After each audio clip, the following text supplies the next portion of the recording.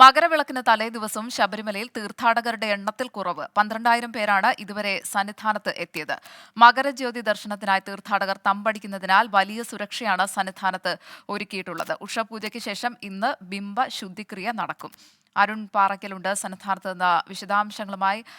അരുൺ, ഏത് തരത്തിലുള്ള സുരക്ഷാ ക്രമീകരണങ്ങളാണ് ഈ മകരജ്യോതി ദർശനവുമായി അവിടെ ഒരുക്കിയിട്ടുള്ളത്? ഗോപിക, മകരവിളക്കിന് തലേ ദിവസമാണ് ഭക്തജന പ്രവാഹം ഉണ്ടാവുന്നു എന്നതിന്റെ സൂചനയാണ് നമുക്ക് ലഭിക്കുന്നത്. രാവിലെ പുലർച്ചെ മുതൽ തിരക്കിന് അല്പം കുറവുണ്ടായിരുന്നു. എന്നാൽ 18ാം പടി കയറുന്ന ആളുകളുടെ നിലവിലെ എണ്ണം 4700 മുകളിലേക്ക് കടന്നിരിക്കുന്നു. മണിക്കൂറിൽ 4700 മുകളിലേക്കുള്ള ആളുകൾ 18ാം പടി കയറുന്നു എന്നുള്ളതാണ്. കഴിഞ്ഞ 2 ദിവസങ്ങളെ അപേക്ഷിച്ച് ഇന്ന് സ്വല്പം തിരക്ക് വർധനമുണ്ട്.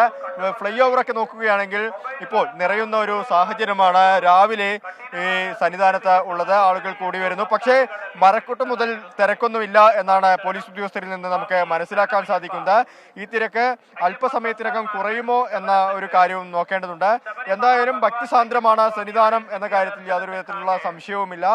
ഈ പർണശാലകളൊക്കെ കെട്ടിക്കൊണ്ട് ഇവിടെ എത്തുന്ന ഭക്തർ നാളേക്ക് മകരജ്യോതി ദർശിക്കാനുള്ള തയ്യാറെടുപ്പുകളൊക്കെ ഒരുക്കി കഴിഞ്ഞു. അവർ പല സ്ഥലങ്ങളിലും നടക്കുന്ന വഴികളിലടക്കം ഭക്തർ വിരിവെക്കുന്ന ഒരു കാഴ്ചയാണ് സന്നിധാനത്ത് ഉള്ളത്. വലിയ തിരക്ക് പുറത്ത്, അതായത് സോപാനത്തിന് പുറത്ത് വലിയ തിരക്ക് അനുഭവപ്പെടുന്നുണ്ട്. നാളെ 2 ലക്ഷത്തോളം ആളുകൾ, ഭക്തജനങ്ങൾ മകരജ്യോതി ദർശനത്തിനായി സന്നിധാനത്തുണ്ടാവുമെന്നാണ് ദേവസ്വം ബോർഡിന്റെ കണക്കുകൂട്ടൽ.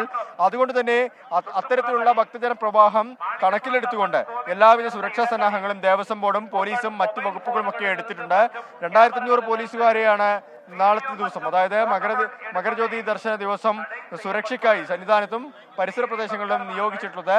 ഈ പാണ്ടിത്താവളം മുതൽ ഈ 10 വ്യൂ പോയിന്റുകളാണ് ഈ മകരജ്യോതി ദർശനത്തിനായുള്ളത്. ഈ പ്രദേശങ്ങളിലെല്ലാം തന്നെ കനത്ത സുരക്ഷ ഏർപ്പെടുത്തിയിട്ടുണ്ട്. മാത്രമല്ല ദേവസ്വം ബോർഡ് 350-ലധികം ജീവനക്കാരെ പുതുതായി അയ്യപ്പന്മാർക്ക് സഹായം നൽകാൻ ഇവിടെ ഏർപ്പെടുത്തിയിട്ടുണ്ട്.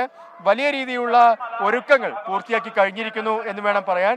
ഇന്ന് 7:45 ഉഷപൂജയുണ്ട്. അതിനുശേഷമായിരിക്കും ബിംബശുദ്ധിക്രിയ നടക്കുക. എന്തായാലും ഒരുക്കങ്ങളെല്ലാം തന്നെ പൂർത്തിയായിരിക്കുന്നു.